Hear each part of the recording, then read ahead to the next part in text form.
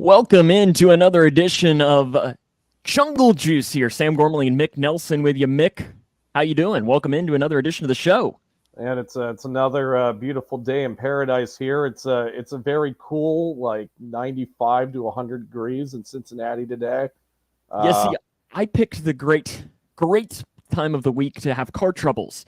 So I've been having to deal with batteries, and it's been 125 degrees outside, and it has been I'm having the time of my life, if you can't tell, in dealing with car troubles, because there's no better time to do it.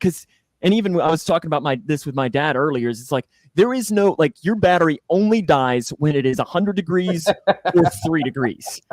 It's never like last week where it was, 75 and sunny. No, and I get it that weather has an impact on that and so on. But it's just can we just one time have car troubles when it's 70 out? Where it's not that big of a deal. Man, the worst thing, what's Murphy's Law? The worst thing can happen. The worst thing always happens, I guess. Something like that. It could happen. We're getting off topic, though, already to start off with, as we want to welcome everyone into Jungle Juice, as we are streaming today on a couple of different locations. We have the Jungle Juice podcast YouTube. We have the Jungle Juice Facebook, and then our good buddy Josh Isles over at Houday Nation Today, WDN Today. We're also streaming on there. So no matter how you're watching, we thank you for tuning in to the first edition across all of those platforms. It's the second episode of the show, and if you're doing it, let us know where you're watching from. You got any topics or comments for us? But today, Mick, our topic is all about the Bengals offense, and we're going to dive into each position group. We're going to do, starting quarterback. Is there a is Reed Sinnett going to come in there and take the job from Joe Burrow? We got to talk about that. Offensive line, wide receivers, tight end, all of that. But first off, before we get into the specifics on the offense, we do kind of want to start with, is it a down note is the right way to describe it, that earlier today we found out that Ken Anderson will not be making the Hall of Fame. Oh. Yes, at least into this year, as they did the senior committee, and I think he was one of about 20 finalists, and then the senior committee votes, and they take 3, and they send it then to the official Hall of Fame committee. And the Hall of Fame committee there then votes on those 3. Now, almost always those 3 then are they're in. It's just more of a formality that they have to get officially inducted.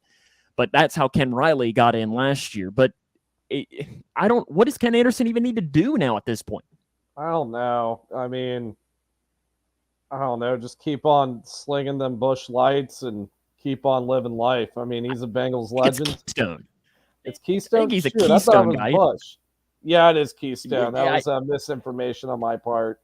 But yeah, just keep it won't be the slinging first time that we do that on this podcast. Keep slinging the beer, keep living life, man. He's I think he's a Hall of Famer in my books. MVP season, made it to a Super Bowl, 4-time Pro Bowler. I think he should definitely get I could see the reasoning, if he didn't get in, what is it, first 10 years after it's something like that. But I mean, he won an MVP and played in a Super Bowl. That to me is those are a couple of things that not a lot of quarterbacks can say. And I hate it that really a lot of it has to do with just this. If Ken Anderson's stats were on and he was a Pittsburgh Steeler, he'd have been in the Hall of Fame 25 years ago. And that's a shame. Yeah. No, that's a good point. Now, I wonder if some of it has to do with us not, the Bengals not doing a Ring of Honor or some type of Hall of Fame ceremony. They were a little late to the party on that, and I wonder if that has something to do with it. I do think the Bengal Gym's Jungle to the Hall definitely helps with the Hall of Fame cases for everybody. Without question. Yeah, no, but shout out to Bengal Gym for all of the work that he's been doing. And Ken Riley, his son, when he was giving the speech, gave Bengal Gym and it's well deserved.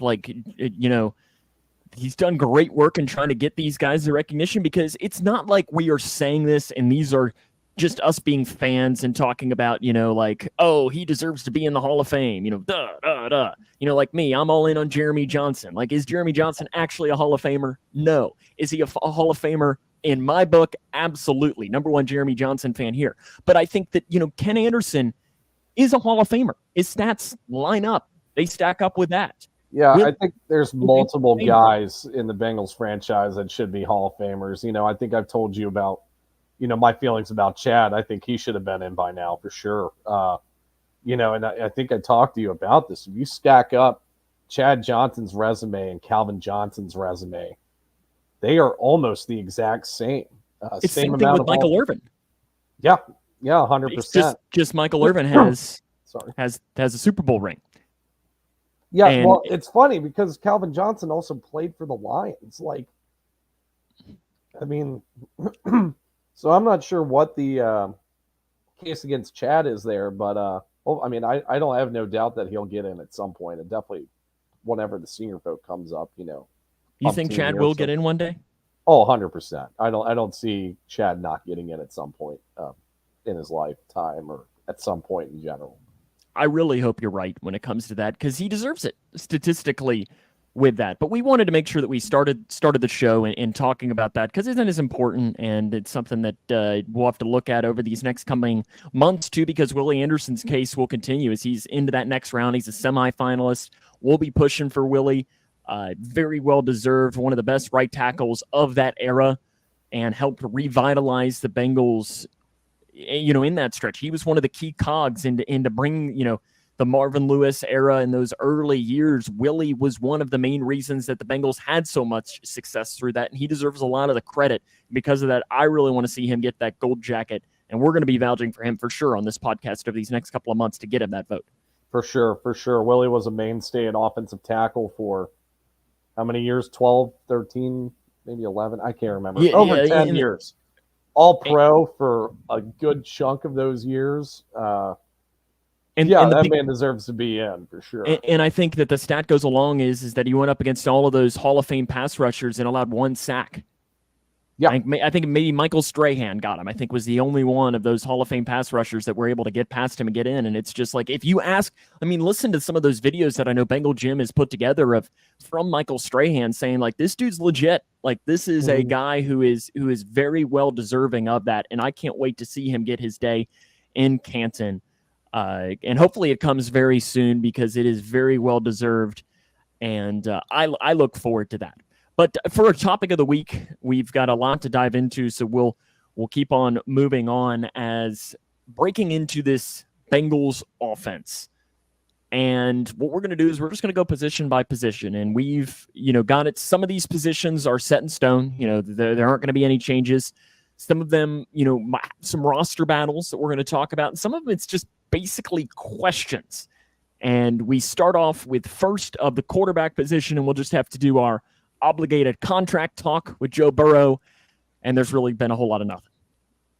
Yeah, they it's no question at all. Both sides are keeping it very close to the chest. I do err on the side of no news is good news, so I don't think there's any any ill will on either part in the negotiations. I just think I think Joe's probably just focusing on his rehab process, and I don't know if he's really looking to, go into a deep dive in the negotiations yet, or whatever. I imagine they've been negotiating for, the past 8 months or whatever, however long it's been. Not 8 months, but 5 months.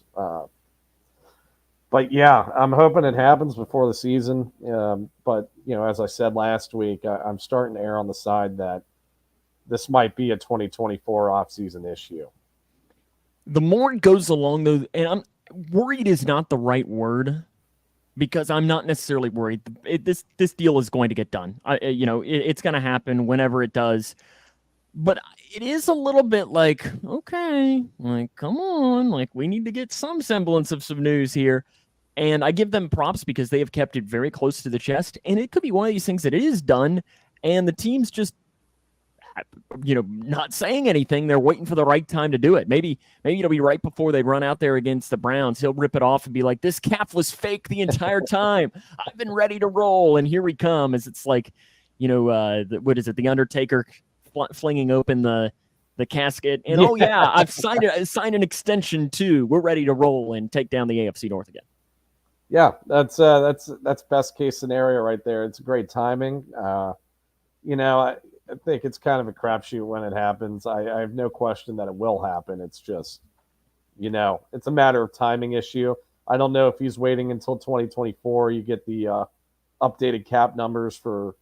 I think we said it goes. I think you get the 2020. You get the 2020 in like March. Yeah. Yeah. So maybe they're waiting for an updated cap number.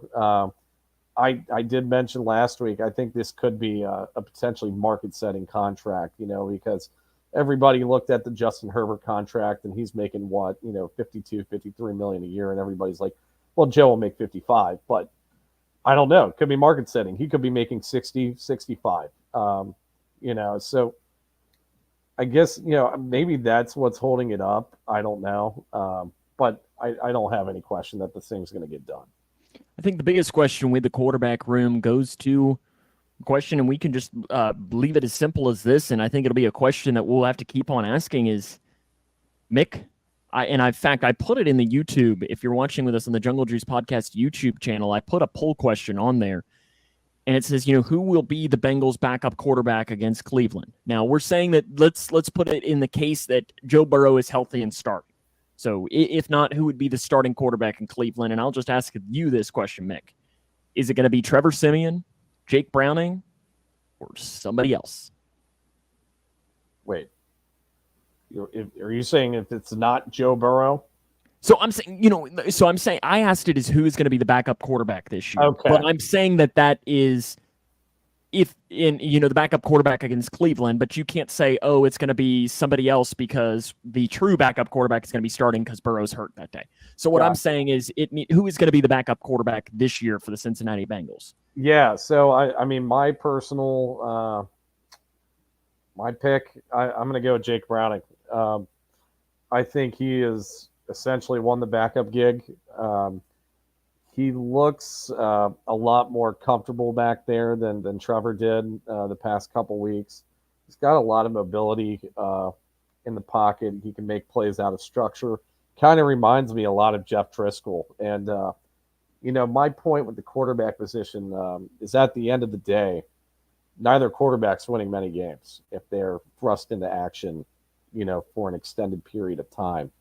So I think the question at that point is, who's the more entertaining guy to watch? And, I think it's no question that Jake Browning's more entertaining. He can make more plays. He had a really ill-advised pass, though, last week against the Falcons. That was where he tried to do too much, and he could have easily gotten a few yards on a scramble. I couldn't remember what down it was. Maybe he was just trying to, make something out of nothing.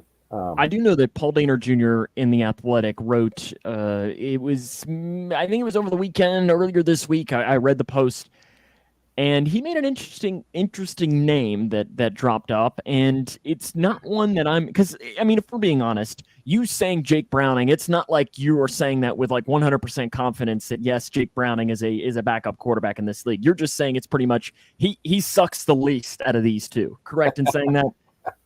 Yeah, out of these two, we haven't seen Reed. What's Stinnett play? I don't think that's Sinnott. I think the XFL legend. Yes, I'm surprised we haven't really seen him get any action. He is going to play. Zach Taylor did say in his press conference earlier this week that he is going to play on Saturday against the Commanders, probably late in the game. But here's the wild card that Paul Dehner brought up: is who was the Bengals' backup quarterback for these last couple of years? Brandon Allen. Where is Brandon Allen right now? Do you remember which team he went to? San Fran. What does San Francisco have a lot of? Quarterbacks. So who means that he's probably going to be on the chopping block? Is he insinuating that Sam Darnold might come to Cincinnati and be Joe's backup quarterback? He's insinuating that Brandon Allen might be able to come back. That Brandon Allen may come back? Because here's the thing. Listen, is Brandon Allen good? No. But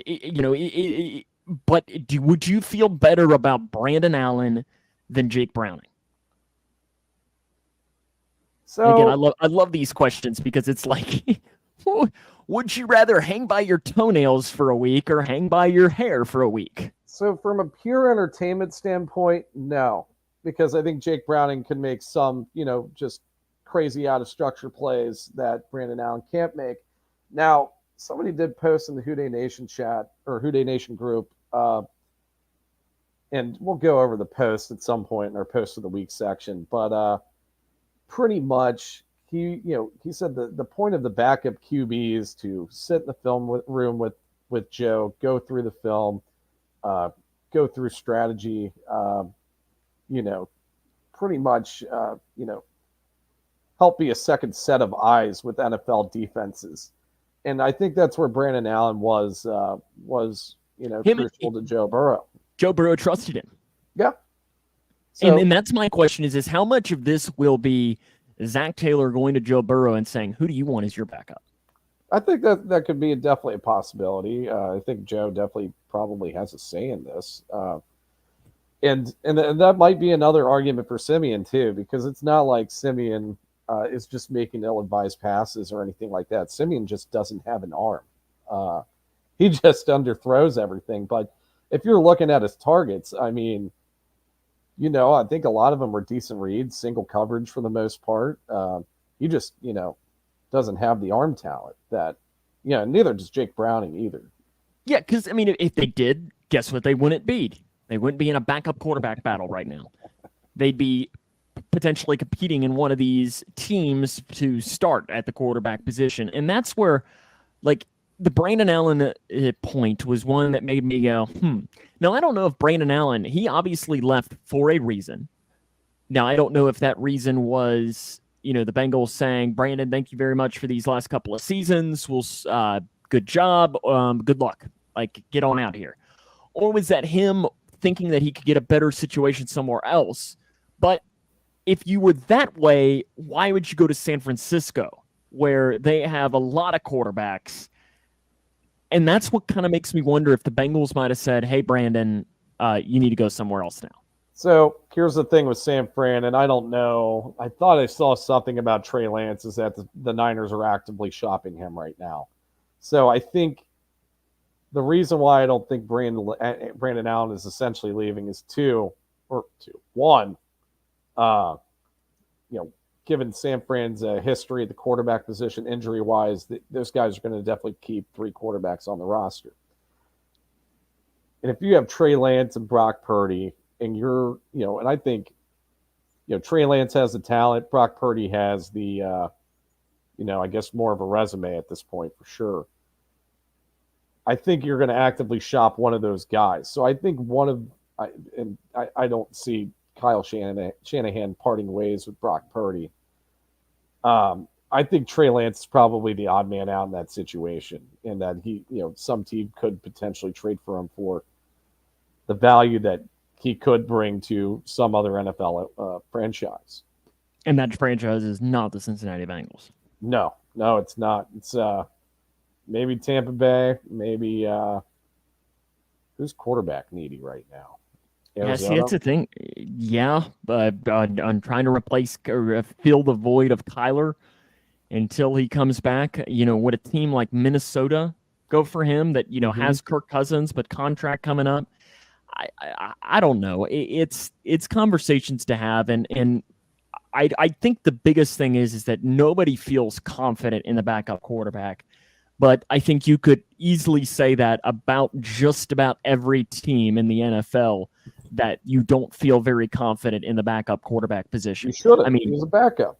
Yes. I mean, unless if so, I was telling somebody about this earlier. Like it's kind of like, the better your starting quarterback is, I think the worse your backup quarterback should be. So, because you want to foster competitions with those mid to low tier quarterbacks out there. That way you can maybe find a better option out there. But you have a quarterback like Joe Burrow or Patrick Mahomes or Herbert. You don't see these guys having like robust backup QBs just ready to go. Well, yeah, because most of the best backup quarterbacks think they're a starter. Yeah, and they want to go to a place that they compete and be a starter. Because listen, it's like Andy Dalton. Is Andy Dalton one of the best backup quarterbacks in the league right now? I mean, maybe you could make that argument. Probably. he doesn't want to come and sit under Joe Burrow. Like, why would he No, do that? there's no benefit to doing that. I mean, if we're looking at Andy Dalton here, and not to get too much off topic here, but Andy Dalton's fully embraced like that mentor role as a backup, fringe starter for a couple weeks, and then you let the rookie take over. Yeah, Andy Dalton wouldn't serve a purpose in Cincinnati, with Joe Burrow under center. No, with no question about that. Moving on here to the next position group, the running back position, and we'll start at the top of that with Joe Mixon. And the first question on Joe Mixon, and then we're going to talk about what happened in the last week with Joe Mixon, just because I have some stuff to get off my chest about that. And Mick, I'm gonna leave it to you very broadly. Is this the last year of Joe Mixon in Cincinnati? No question. I agree. This will be the last year of Joe Mixon in Cincinnati, and personally, as a fan, I'm very grateful for what Joe's given to this franchise, and he's done nothing but embrace the brand. He's been a great locker room guy, and he got so much flack coming out of college for that incident that happened, and he's just done nothing but try to prove himself. And but yeah, this whole media situation's kind of rough. Yeah, and that's we can go there right now because we'll take a step back here, and I'll fully admit that in my day-to-day job, I work in the media. I get it. Small town Kentucky, it is not covering as a beat reporter for a high-level sports team, but I work in the media. So when I hear comments about people not wanting to talk to the media because of quote-unquote unfair treatment or whatever the hell it was that he was talking about, it kind of bugs me.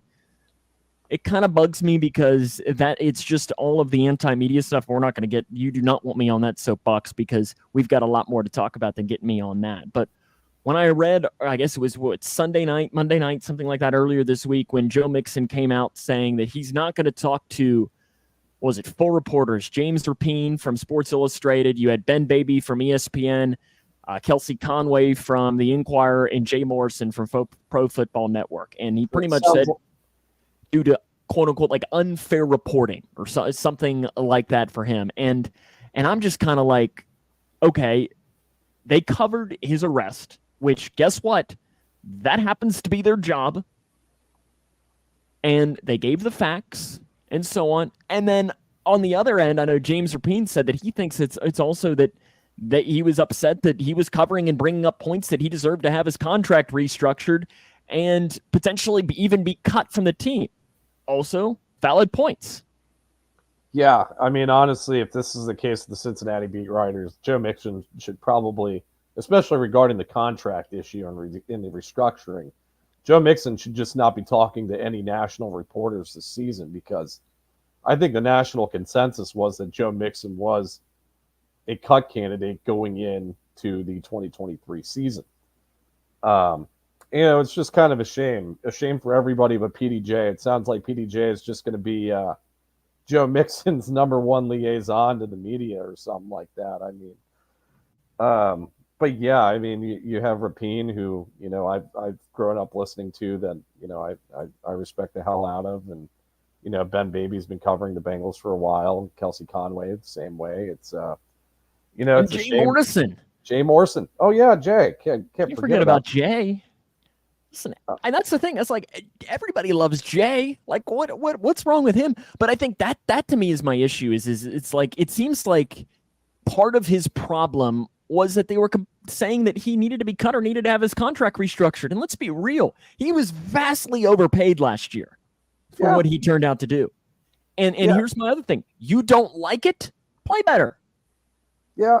I don't know. I know not a lot of people are big fans of grading on the PFF scale, but I mean, he's still ranked as a top 15 running back. I know he's getting paid like what number? Where's he at on the pay scale? Probably top 5. Like, I mean, and that's what I'm just like, is Joe Mixon has never been a true top tier running back.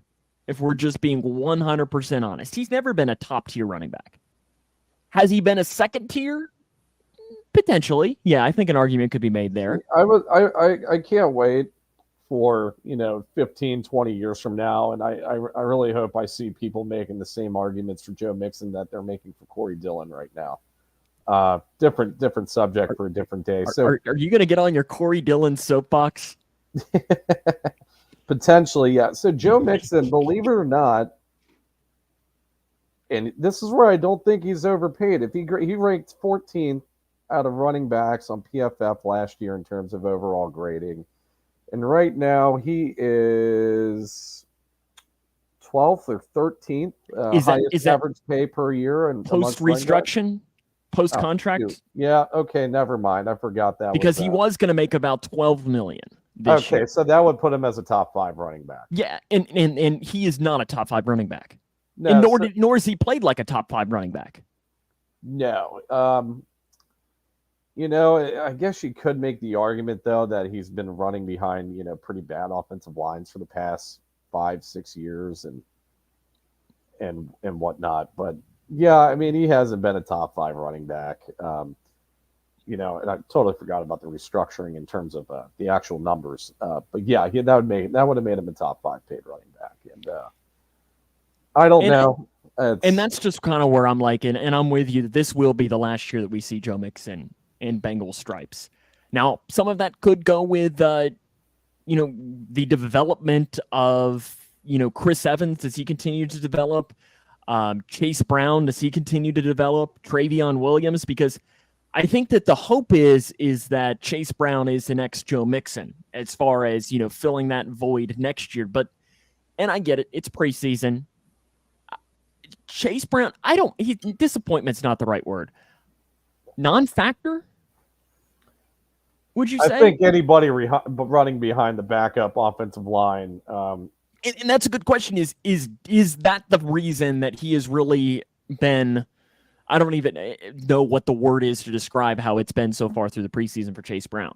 See, so he had a really bad yards per carry against the Falcons. I think he was under. I think both running backs were under 2 yards per carry, if I remember correctly. And I don't know, because it seemed like, so you never really saw Chase Brown rip a run, but you saw him hit the hole hard.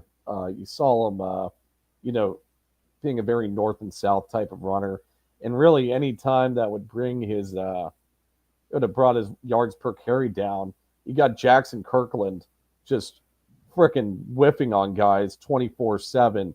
And next thing you know, it's a 5-yard tackle per loss. And I don't know if any running back could have really gotten out of.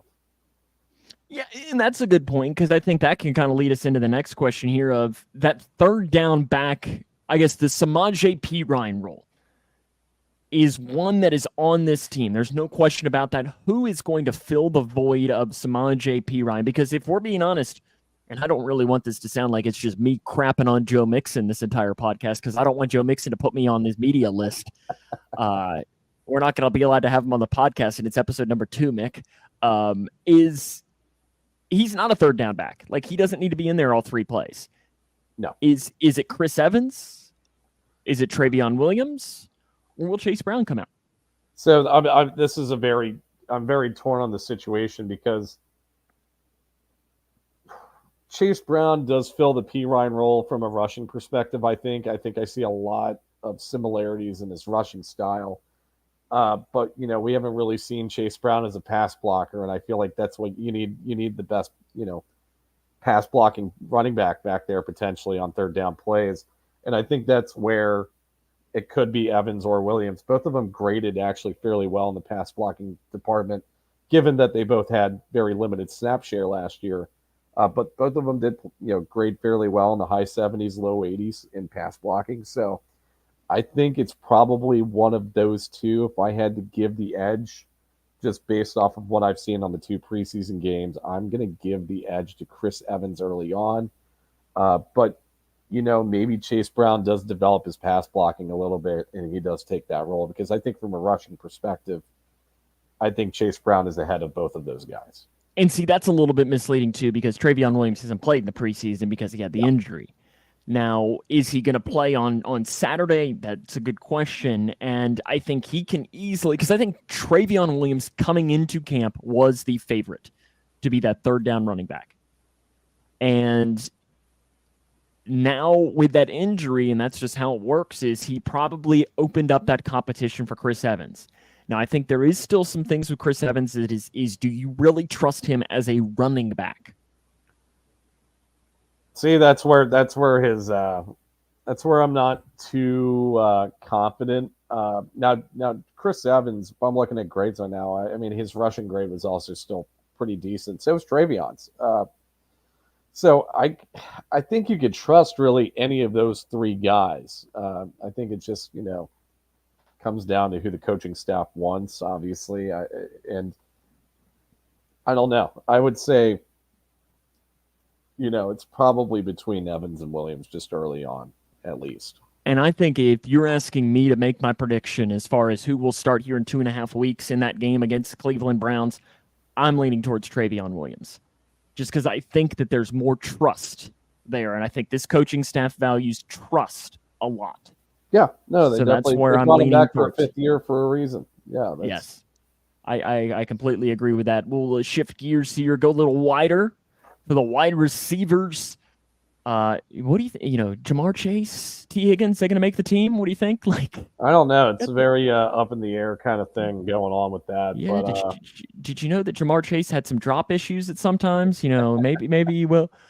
But I think, wide receiver 4 has been kind of a question mark as to who would be kind of that first wide receiver off the bench, or the guy, if they want to go 4 wide, who would it go to? And I think that the guy has stepped up and has really solidified himself. And in my eyes, that's Trenton Irwin. Yeah. Trenton Irwin obviously has the most experience out of all the backup wide receivers on the team. He came in and filled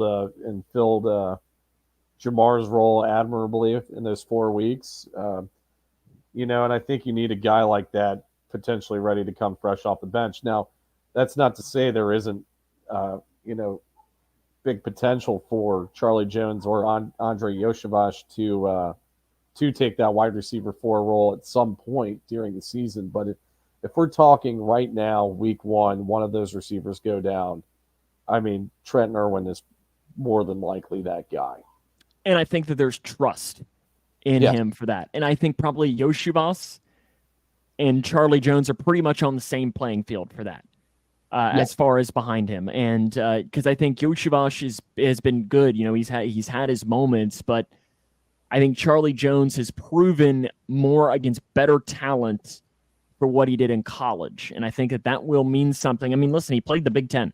There's a little bit of a difference between going up against Big Ten cornerbacks and going up against, Ivy League cornerbacks. Now it might be because of the fact, though, and not to talk down on Charlie Jones and all this is purely for my entertainment, but it might have been because he had the GOAT, Aiden O'Connell, thrown to him all year last year.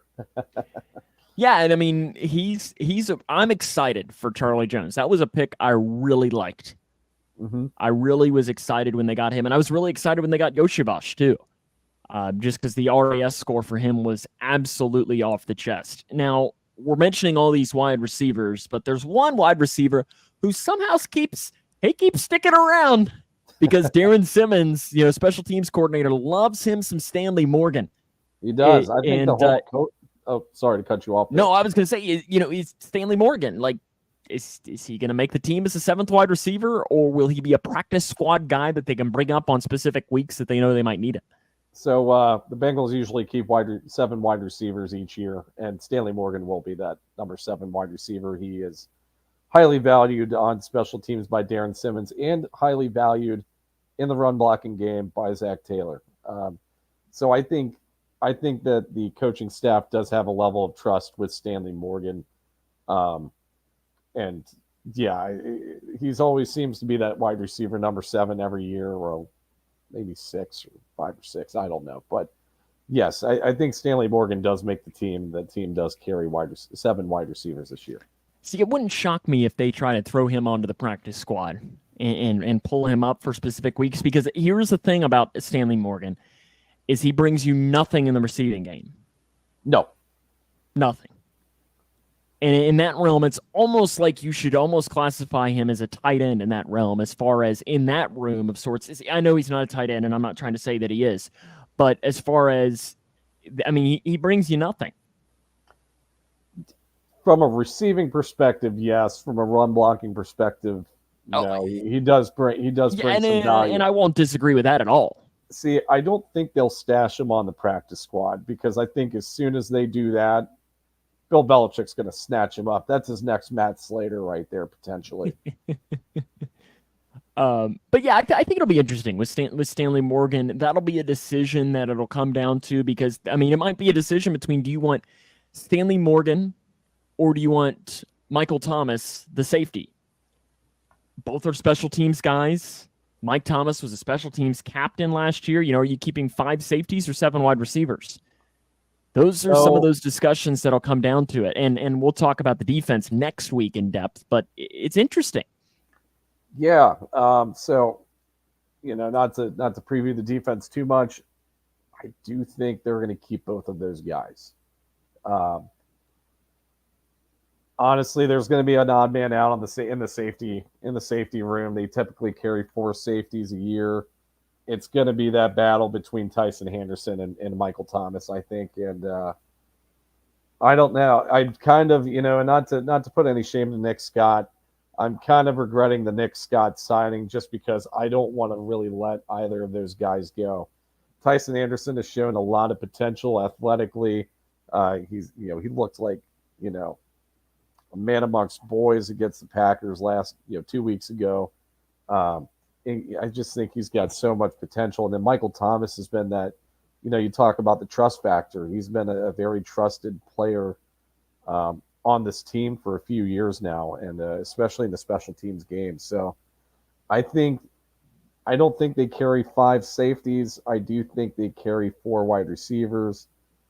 Um, and yeah, I think that's going to be the bigger question. I don't think we're going to see the Bengals only carry 6 wide receivers this year, especially when they have had no track record of only keeping 6. It'll be interesting, and it'll just be some of those decisions that we'll have to watch as it goes along. When we move towards the offensive line, though, I mean, your starters there are set. Orlando Brown Jr., Cordell Volson, Ted Karras, Alex Kappa, and Jonah Williams. Done. It's set. That's who's starting, barring an injury, against Cleveland week 1.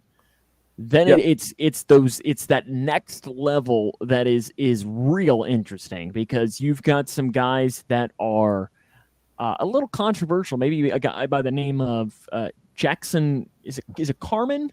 Carmen? Is he a little Now, controversial? let's give Jackson some credit here. Out of all the offensive linemen on the team right now, he is not the worst Jackson, an offensive lineman. So kudos to Jackson Carmen for not being the worst Jackson on the offensive line. That title goes to Jackson Kirkland. My God, that guy looked awful. But yeah, I think that the big roster spot competition, especially when Lyle Collins comes off the PUP list, is going to be, are the Bengals going to keep Jackson Carmen or are they going to keep Hakeem Adeniji? And I'm going to give, unfortunately, I can't believe I'm saying this. I'm giving the edge to Hakeem Adeniji. I think I've seen enough of Jackson Carmen to effectively give up on him. Here'll be the interesting thing with Jackson Carmen is he a Billy Price, where they can trade him for somebody, maybe a roll of Sherman, and it'll get something out of it. And will he turn into B.J. Hill? Probably not, but can you get something for him? One of the interesting things that stood out to me, though, in the offensive line was your center for the first half of the game against the Falcons, Max Sharping, because that has been a worry, and I think we might have even talked about this last week, is, if Ted Karras goes down, Trey Hill, oof.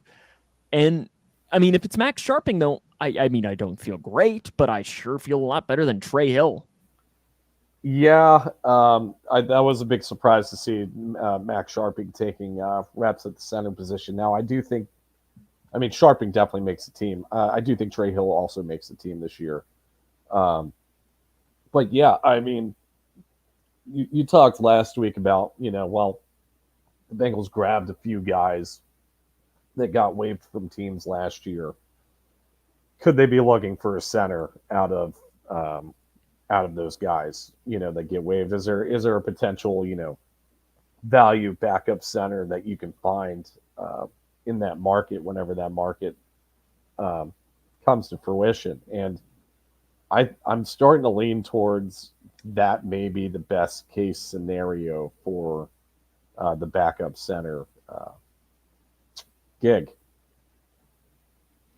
Yeah, and I don't know. I think that like Cordell Volson in OTAs took some snaps at center, but I don't know that you really want to do that because then you need a left guard, and who's going to play left guard? Are you going to put Max Sharping there? Like, is that making you feel that much better? And listen, I hope Ted Karras doesn't get hurt. I think he might be the most important position on that offensive line. I think a strong argument can be made that he is the most important there, at least until Lyle Collins comes back. I think your tackles are important, but if Lyle Collins comes back and you get an injury to one of those tackles, you can slide Collins into that position. But I think that Karras is really important, and they need something to happen because what happens if they get into the playoffs again and the same thing happens as last year where they're trying to just find anybody potentially that can block somebody? And then, oh, hello, there's Chris Jones. Yeah. Maybe, if he actually decides he wants to play this year. Yeah, no, that is a big worry to have, and I think the Bengals largely addressed that other than the center position in the offseason. I mean, they did bring in Cody Ford, which I do think will be a good depth piece, either as a backup tackle or guard. I think he's going to be a backup guard, though. But a guy that can play tackle.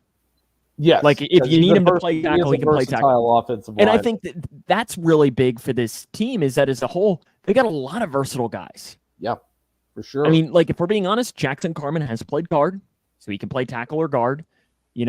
Smith has played tackle and guard. Adeniji has played tackle and guard. Sharping has played guard and center. So you've got a lot of versatility, which is really big for this team because you don't know when those injuries are going to come. Yeah, for sure. I know you are not a Deontay Smith guy at all. No, I know you were saying earlier that he's, there's been reports that he's had a good camp, but I do think he's the odd man out until Lyle Collins comes back, and then it's going to be also Adeniji and Carman, Adeniji or Carman that's going to be off of this team. I do have a bold take on this offensive line, not to shift the focus a little bit more to the starters. And I think one of the big storylines early on is how Jonah Williams and Orlando Brown are going to be at the tackle positions because they are essentially playing their opposite tackle role. You largely have seen Orlando Brown on the right side throughout his NFL career, and you've seen Jonah Williams only play at left tackle.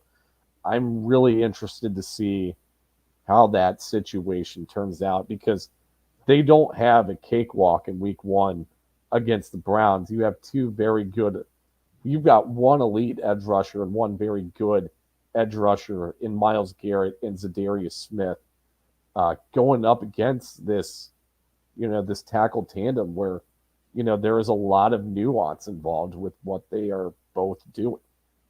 Yeah, and that'll obvious that's a question. And I mean, you look, welcome to the AFC North. Yeah. Like that is the AFC North. I mean, heck, the Ravens just signed Clowney. Steelers, we know what they have. So it's just, I mean, Clowney's on the downside of his career, but still, I mean, those are dudes. Like, regardless, Clowney can still wreck somebody. And it'll be interesting. Now, I do have, I guess I'll ask you this question. Is at the end of the season, let's talk ceiling and floor for this offensive line, whether we go PFF grade or however we want to do it, rankings. Can this be a top 10 offensive line? I think it could be a fringe top 10 offensive line. I'm still not sold that it's going to be I don't think it's going to be well within the top 10, like at a top 5, What does it need to be for Burrow to cook, I guess, is because, I mean, we've seen, Hell, it could be the worst offensive line in the league and Burrow still cooks. We've seen that 2 years ago. And let me clarify that with following it up and saying, like, what would be the I guess for Burrow to have an elite season and for this offense to live up to its full potential, that offensive line needs to be in what range, do you think? 15th? I would say middle of the pack. I mean, middle of the pack or even like middle to like 15 to 20, I think is fine. Which I think is probably where the offensive line was last year. And, what do you know? These guys did rattle off, how many wins in a row? 10 straight, 1 to 10. 10 straight wins in a row at the end of the season. They really gelled together towards the end, and it's not like they were an elite offensive line, but, I think you just need, mid to, maybe worse than average offensive line play for Joe to cook, essentially. One of the position groups that I skipped as we were going through is we can't forget about the tight ends. And with that, the tight end room is interesting in the realm of Irv Smith. The one thing that we know about him is if you ask Viking fans, what are they going to say if you mention Irv Smith? Injury prone. So that to me is my question, Mick, is how confident are you in those other tight ends, guys like Drew Sample, Mitchell Wilcox? How confident are you in them if something happens to Irv Smith? So I'm confident. I don't know if confident's the best way to put it. The person I am most confident in, or the tight end I'm most confident in, is obviously Drew Sample. And actually, I did have a point on here. I think him being back could be huge. I know in terms of a run blocking percentage, I think you could be seeing some 2 tight end sets, especially in run fits, where he could be aiding a tackle early on, especially week 1 against those 2 edge rushers in Cleveland.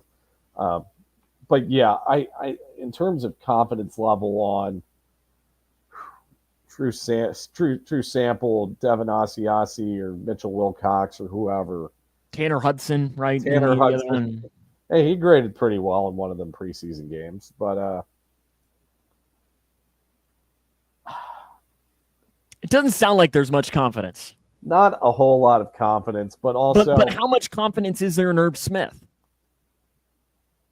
I think from an athletic standpoint, there's a good amount of confidence in Irv Smith. I mean, his issue is just staying healthy. And, I think Schubert said in one of the posts, or maybe in a comment earlier this week, like, Irv Smith's ACL is a ticking time bomb or something like that. But, yeah, I would say from an athletic standpoint, I am fairly confident in Irv Smith. I think Joe Burrow will find a way to unlock him. But, we could also see Joe Burrow finding a way to unlock Drew Sample if Irv Smith does eventually go down. And I really think that you could see tight end be one of those rooms, too, that is added in waiver wires. Yeah. Like, is there one of those guys that gets dropped? And I could see the Bengals reaching out and grabbing somebody, maybe hoping that there's a better Devin Asiasi out there. Yeah, a Devin Asiasi that can actually catch the ball. Yeah, like, and I mean, then if we're being honest, most of those guys aren't going to be getting released. So, and if they are, they're not going to be at the waiver wire order that the Bengals are going to be picking from. Because, the Bengals are going to be towards the bottom of that portion again for finishing with as good of a record as they had. I think with Irv Smith needs to be a average to below average tight end for this Bengals offense to reach its potential. Which is what they've really had the past 2 years, and they've gotten decent production out of. They got decent production out of Uzame and Hurst, and landed. Those guys, landed pretty big paydays in the following offseason with other teams. So I agree with you. I think you don't need a top 5 or even a top 10 tight end. You need somebody that can come in, do his job, and yeah, let Joe Burrow find you. We appreciate those that have tuned in here today, too, as well on Facebook and YouTube. Make sure if you're watching on YouTube, hit that subscribe button so you get notified, and follow us on Jungle Juice podcast page, and then also follow the WDN Today page and comment if you got any questions or comments for us. If you want to call us an idiot, feel free. Because, listen, there will be things that we will say probably at least 3 times a show that will be idiotic to some of you. Please let us know. Call us out. We will we're okay. We're big boys. We have thick skin. We can listen to you. Or maybe you just want to tell us that we suck, and that's fine too. You can do that. Or if you like the show, or if you have anything that you want us to discuss, maybe you are the number one Thad Moss fan in the world, and you want to bring him back. Then go for it. Speak your mind. As Jared's locking in. Jared, appreciate you taking the time to tune in. Hooday. Hooday, Jared. Kicking game. Evan McPherson is Evan McPherson. There we go. Topic over. Yeah. What else is there to say? I mean, there's no controversy. I have never been more confident in a kicker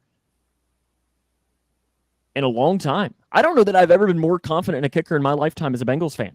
I don't think I've been confident in a kicker since, the only other kicker I was even Shane Graham. Shane Graham, yeah. Except against the Jets in the playoffs. We don't want to talk about that. It was good otherwise. Didn't have much of a leg. Definitely did not have the bring back the short King Moss. That's our solution at tight end. Is that Moss? Oh gosh, Hubert. Whenever you eventually listen to us, well, see, he appreciated the Thad Moss mention on last week's podcast. I got a text message from him saying that he very much appreciated getting the Thad Moss shout out. But number one Thad Moss stand right there. Yes, he's going to have the jersey very soon. I'm surprised if he doesn't already. I think with the kicking game is we can talk about the other side of the kicking game and kick return. Mick, I'm going to ask you, and this is not going to be a bold prediction by any means, but it is the Browns game. Coin toss is up. Bengals win the toss, and they say, screw it, we want the ball. Who's going back to receive that kick? I think it's going to be Charlie Jones. I think that's essentially, they drafted him for that backup slot role or eventually that starting slot role, once Tyler Boyd eventually leaves, which I think is probably inevitable after this season. But, yeah, I think that they drafted him for his prowess in the return game. I think that you got to keep an eye to Travion Williams. He wasn't bad. No, he was a pretty good kick returner last year. Chris Evans, I think, was okay. No. I think Chris Evans was booty cheeks at receiver. Sorry, Chris Evans, if you ever see this. Oh, I thought you were apologizing for like an explicit remark there of calling him booty cheeks. I was like, no, you're fine to say that. I mean, we're on a podcast. We're allowed to say whatever we want. Fair enough. But yeah, I Chris Evans, I just have a lot of memories of him not even making it to the 15-yard line after taking the ball out. So I think with Chris Evans, he's almost too confident in himself. Yeah, maybe. I don't know. That's just. But let's be real. Chris Evans. It's not. That's not. It could be Darius Phillips, or Brandon Tate. Like, let's be real. We could. Brandon Wilson. Can we give him a roster spot? Brandon Wilson was elite, and then the ACL happened, and then he got it. But I think if you had me make my prediction today, I would probably lean towards Travion Williams as the kick returner. And I think punt returner would be Charlie Jones. Somebody, Jared mentioned in the chat here, I'm guessing he was referring to Stanley Morgan. I don't know that I'd know about that. Stanley Morgan is a blocking guy. He'll be on the field. I think if he makes the team, he'll definitely be on the field. But Charlie Jones is 100% a candidate. And if he gets back there, it would not shock me. Yeah. Not in the least. Maybe that's where we see Jackson Carman. They put him back there. He's got to provide value somewhere, Sam. He did good. He did good in that one playoff game. We'll give where it was snowing. Before, he is not the worst Jackson in the offensive line room right now. So kudos to Jackson Carman for both of those things. Yeah, Jared, we are 100%. Jared writes and says Carman needs to go. Yeah, I think most Bengals fans, he to me is the one guy that is going to be the most interesting. In about a week when they go through these final cuts, he will be, I think, the one. I don't think if he gets cut that it'll be a surprise by any means, but I think he's the one that I think will raise the most eyebrows. Yeah. Unless barring some major cut that we don't like, and I can't think, because I really can't think of anybody else on the roster that would make me go, Oh, that could get cut. Can you? I mean, it's the other tackle. It's Hakeem Adeniji. I think both of them are But on I the don't team think now. I don't think Adeniji makes me go, He like kind if of, he gets cut, honestly, he'd make me do that more than Jackson Carman just because Hakeem has proved to be the more reliable guy out of those two. which says a lot about Jackson Carman. Unfortunately, it does. But part of me kind of wonders with Jackson Carman, not to make any excuses for the guy because I am out of them.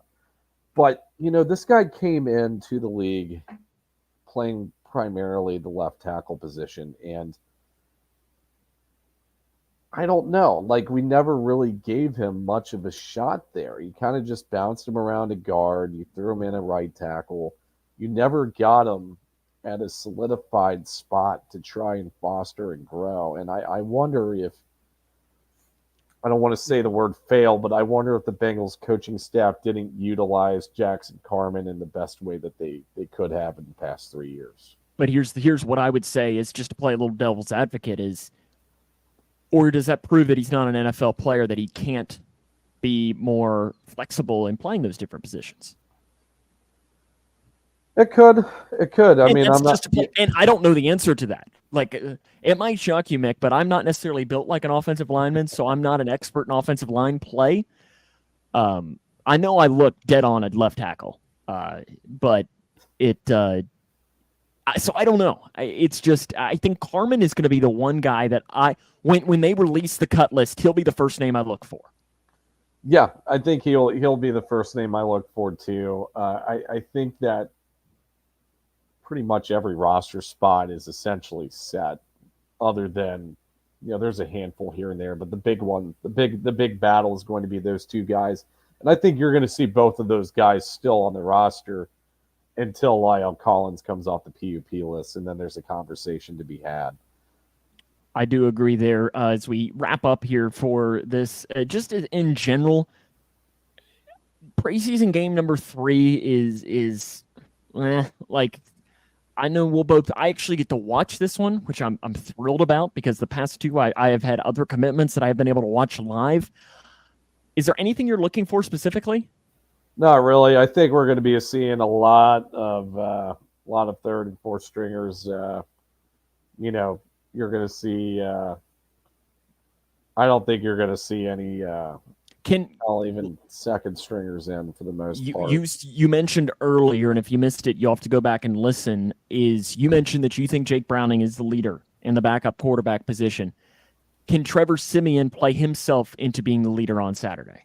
He could, and I don't even know if it's a play thing. I think it's just a matter of what this coaching staff prefers. Do they prefer the guy that's going to be more electric on the field if Joe Burrow ever did go down, or are they going to want the guy who is in the film room with Joe Burrow breaking down everything and trying to help Joe Burrow with his process? And I think that's where it's truly a toss-up battle. Because I think the biggest thing is that, I mean, and there is, and I'd be shocked if this happens, but do they keep both? No. And go 3 quarterbacks? No. I'd be surprised. They've shown no track record of keeping 3 quarterbacks on the roster. It's been a long time. Like, you'd have to go back to the Jordan Palmer days where they were keeping three quarterbacks back in that stretch. JT O'Sullivan and those guys back in that era. Yeah. Gosh, now I want to start naming random Bengals backups for under you Carson Palmer. JT O'Sullivan, actually. I can't remember what he's got a really good podcast. He does. He's got a very good film breakdown podcast or YouTube channel or whatever. And it was great. I watched the CJ Stroud breakdown where CJ Stroud was pretty bad against the Jets, and really interesting takes just from JT there. So. And it just shows you on how much these guys know. Talent doesn't always. It's like, I love listening. In fact, it came out that the Monday Night Football game, Bengals Rams, it'll be Chris Fowler, Louis Riddick, and Dan Orlovsky will be on the call for that, because there's 2 Monday night games on that. So I guess they technically get Monday Night Team B. But Orlovsky, I know, is kind of. I like him though, because when he starts talking ball ball, like, and actually breaking down, he's fascinating to listen to. Now, he does get a little bit hot takey at times. That's kind of ESPN though, but that's the ESPN MO, I think. But when he starts takes. just and that's what, and the same thing with Louis Riddick. Like, I hope Chris Fowler with that does, as his play-by-play guy, in some instances just shuts up and lets those guys talk. Yeah, especially Louis Riddick. I'm a huge Louis Riddick guy. Yeah. Especially because you got Louis Riddick, defensive guy, Orlovsky, offensive guy. You kind of do that. That's why I liked watching the Manning cast so much for the Monday Night Football and I hope that comes back, because I just like listening to Peyton and Eli. I don't even care much about the guests that they bring in. I just like it when they just talk about the game, because those guys have forgotten more about football than we'll ever know. Yeah, 100%. But I think it'll be interesting to watch the Commanders game coming up on Saturday. Now, for those watching that aren't aware, Mick and I are both admins over at the Houday Nation Facebook group. Make sure that if you haven't already, join the group, as we're going to have some great stuff planned throughout the year. That is the group that was originally, we had about 175,000 members, and then about a year ago, almost to the date, Facebook shut us down because somebody tried to live stream the Rams game in the group. So they shut us down. We've been rebuilding, and I think we're at a little over 75,000 right now. So if you were in the original, make sure you join this one as well. It's run by the same admin team. We do pretty much the same thing and so on. But Mick, you had the idea that we're going to start doing our post of the week from that group. Since we're both the admins, we both pretty much see every post that comes through. Mick, are you picking one of the fake jerseys that is being sold by someone? Is that the group post you're going with? No, I tried to do something either funny or very thought-provoking, and I actually brought up this guy's point in the podcast regarding the backup quarterback role. So, David Barnett, thank you for being my inspiration for part of this podcast. Your post was very much appreciated, and I'll read through it real quick here. It says, y'all, unless your backup is going to eventually be your starter, a backup QB's most important job is to work with the starter. They watch tape together, they learn from each other, and so on. That's why we kept picking Allen over better quarterbacks. Burrow wanted him because of the insight he offered. Chill out about their ability to play.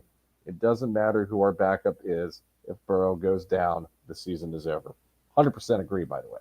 A backup is only going to be handing it off or tossing it behind the line. Okay, I don't know about that last sentence, but, I mean, backup's probably going to do more than that. But, yeah, essentially, it doesn't matter who the backup is.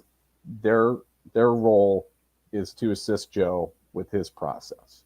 And I thought it was a very well-worded post.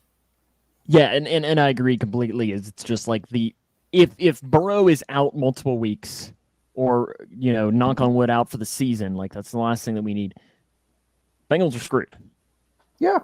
Like, there's no other way. But you could easily say if Patrick Mahomes is out multiple weeks, out for the season, Chiefs are screwed. You could say that at just about every single team in the league, that if an elite quarterback is out, Chargers, if Herbert's out, Eagles, if Hurts is out, like, there is a reason why these guys are the best of the best in the game. I mean, look at the Ravens. They struggled without Lamar. And they did. Struggled. And it's just like that's the biggest worry, is that you got to figure out. For my post today, oh, sorry. Oh no, you're fine. For my post of the day is it's not necessarily a specific one, but it's more of just what I love seeing. Is I always like seeing, and really, I guess this is more at the Packers game, is like the pictures of the kids, of parents taking like their kid to their first ever game. Yeah. And like seeing the smiles on the faces as they're sitting there. Because, I mean, we both remember, if not our first game, one of the first times that we were in the stadium. You get to feel the energy and so on. Even if it's preseason or what, it's special. And I always like seeing that, the smile on the kids' faces, or them getting their first Bengals jersey or something. I like that. That's one of my favorite things that I always like seeing in the group. Yeah. So just to propose the question to you, what was your first game that you went to? So I was trying to think about this, and I'm pretty sure that it was either in first or second grade. It was a preseason game. They hosted the Colts. And in fact, I have a program from that day because, sidebar on that, for those watching or listening, is growing up, Mick knows this, my next door neighbor was Jeremy Johnson, who played for the Cincinnati Bengals. He was the fullback. So he gave us tickets to like the final preseason game. And we went, and then he also gave us like backstage passes. I don't even know if it's still a thing or not, but we got to like go down outside the locker room. So when the players left to go get in their cars, they would walk past us and sign autographs.